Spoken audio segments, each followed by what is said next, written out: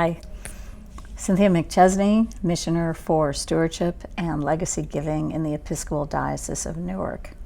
In this video, I'm going to give you a snapshot of what topics we talked about in our very first session for Project Resource. The session was recorded and it's about 80 minutes long, and I am happy to send a link to that to anyone who would like it. So just email me if you'd like a copy of that. But for now, let me tell you some of the highlights. Project Resource, of course, is brought to us from the faculty through the College for Bishops. This first session was very much foundational. I think it was less about tactics and nuts and bolts, and more about sort of the basics of fundraising and the foundation that we want to build on.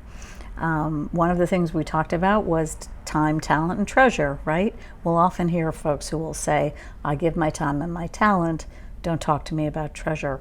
Well, really the focus here is treasure, the financial resources that we have to develop during our annual pledge campaign and year-round stewardship. With that in mind, we spent time on the topic of money narratives. So money narratives are really the ways we talk about money ourselves.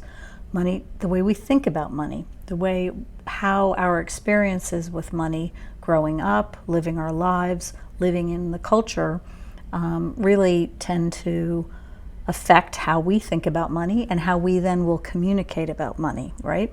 Because it's only through us understanding how we, what we're sort of bringing to the table, can we then understand how we might want to change some of that language or think about that language a little bit differently to make sure that we're communicating in a positive way.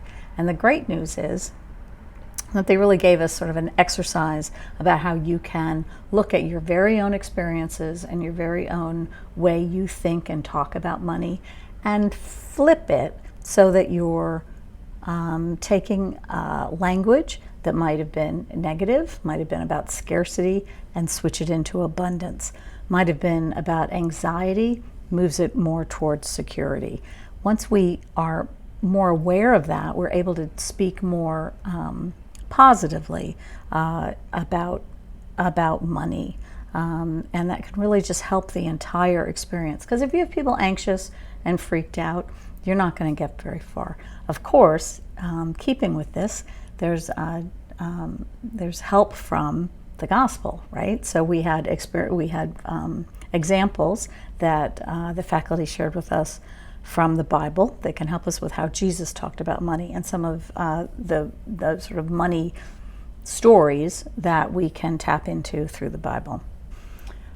A second thing we talked about is the power of why.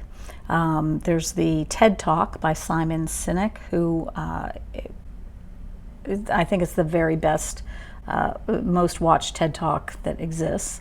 And in that, Simon Sinek talks about how companies often will focus on the what they offer, how they offer it, and only later on get to why they offer something. So this is from a brand, a secular marketing branding standpoint, right? You're thinking about how a brand markets itself.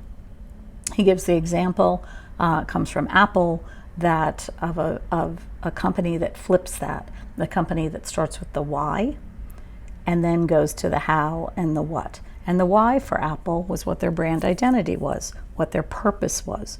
And Apple started their why with think different.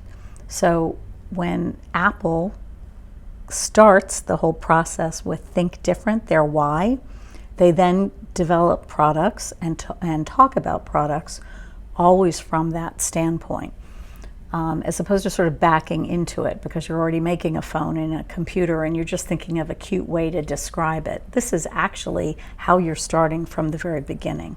So for churches, the advantage to thinking about the power of why for a church is that when we do the sort of traditional way of the what and the how that I just said product marketers do, well, what do we talk about? Oh, we're a historic church. Oh, we have a great music program. Oh, we have services at 8 a.m. and 10. Those are the what's, right? Where is the power of that? Where is the power of your why? What is the purpose of your church? Think about the true purpose of your church. So as you will, I'm happy to say that this can be a tricky issue, right? Because we're much more comfortable in that what and how stuff. Getting to the why is really the deep stuff. But I will tell you, when you watch this video, there are a couple of examples, and one really powerful example of the power of the why. When you really do the why, you can make a big difference. So that gives you a little snapshot into what we talked about over those 80 minutes. And next week, we'll be going more into some of the nuts and bolts. We'll be talking about audience breakout, your demographics, generational differences, and how we can best communicate with folks. Let me know if you're not already registered for Project Resource and you'd like to be. I can add you to the list, or if you just like a copy, just out of curiosity to see what we talked about, send me an email. Thanks very much.